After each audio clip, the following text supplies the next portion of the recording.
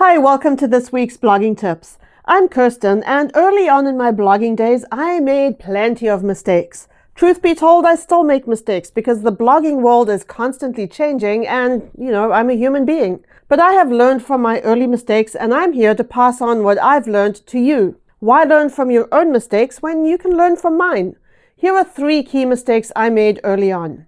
Mistake number 1, I used to blog about too many things. Parenting, running, autism, politics, travel, mental health. There was no rhyme or reason to my scheduling. I just wrote about whatever I felt like that day. Why is this a problem? Because different topics appeal to different audiences, and having that kind of variety makes it really difficult to target a consistent audience.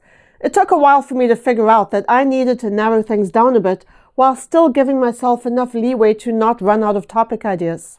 Mistake number 2, this is related to mistake number 1, I wrote more for myself than I did for my audience. If something was eating away at me, I would write a blog post about it without really thinking about whether it was adding value to my audience. Sure, it was cathartic for me, but readers don't care about content that they cannot somehow benefit from, even if it's just to feel that they can relate to whatever you're saying.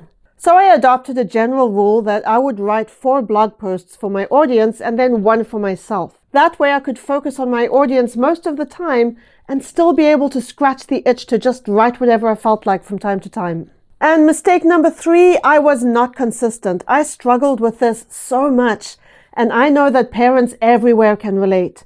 I had a full-time job, I had 2 small children, I was trying to navigate autism services and funding, I was always training for one race or another, I had a lot on my plate, and I couldn't always write a blog post. I had weeks when I'd post 3 or 4 times, then there would be nothing for 3 weeks, then it would be once a week for a month. My audience didn't know what to expect. Once I put myself onto a regular posting schedule that was sustainable, it got a lot easier.